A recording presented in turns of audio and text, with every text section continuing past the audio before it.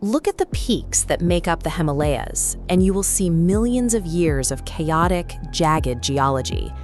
Then, look at Mount Kailash. Its sharp, symmetrical lines stand entirely apart from the surrounding rock.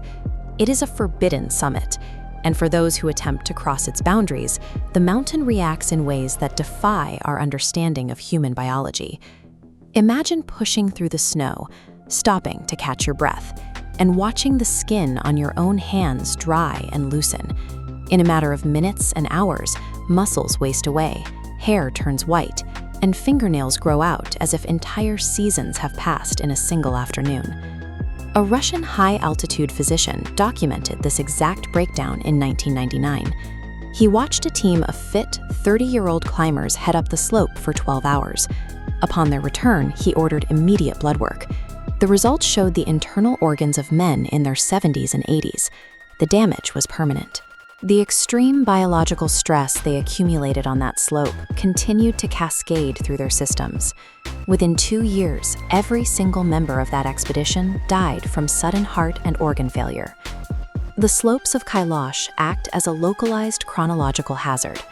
The mountain aggressively drains time from the human body, a process that shares nothing with the oxygen deprivation of standard altitude sickness.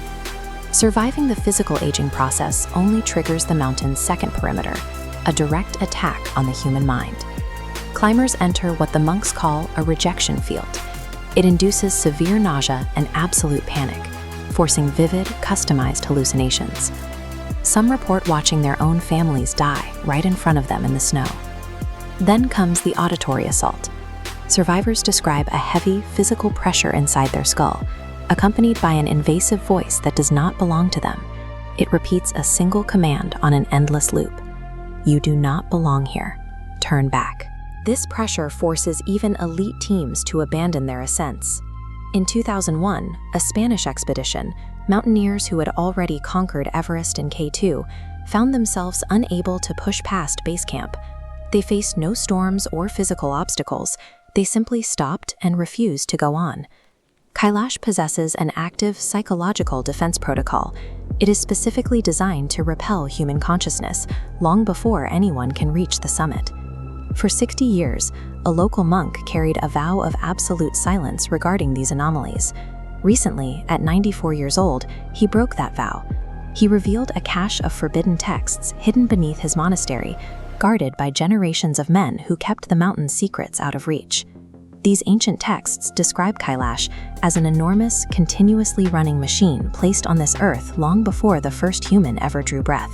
The texts refer to the site as an anchor point, a localized zone where the normal behavior of time and physics is suspended. Modern instruments repeatedly confirm this field. Cross an 8-kilometer threshold near the peak, and technology surrenders. In 2015, a German team tested 6 different compasses made by 6 independent companies. All 6 needles spun wildly and died at the exact same moment. Drones lose signal and drop from the sky, while aircraft altimeters feed pilots impossible data. The physical aging, the mental breakdowns, and the simultaneous collapse of mechanical instruments are interconnected. They are all symptoms of a massive artificial energy field protecting the core of the peak. The architectural precision of the mountain itself suggests deliberate construction. Its 4 massive faces rise at nearly equal angles, aligned precisely with the cardinal directions of north, south, east, and west. 2 lakes at the base serve as the machine's eyes. One holds fresh water that remains as flat as a mirror even in high winds. The other, sitting right against it, violently churns with salt water. This site appears to be the origin point for a planetary energy grid. Straight lines drawn from Mount Kailash radiate across the globe, striking the Great Pyramid of Giza with precision.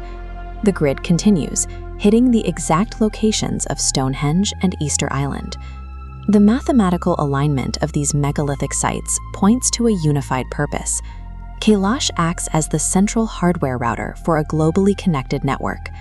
According to the hidden texts, this massive global system exists to protect a single subterranean chamber, very deep beneath the rock.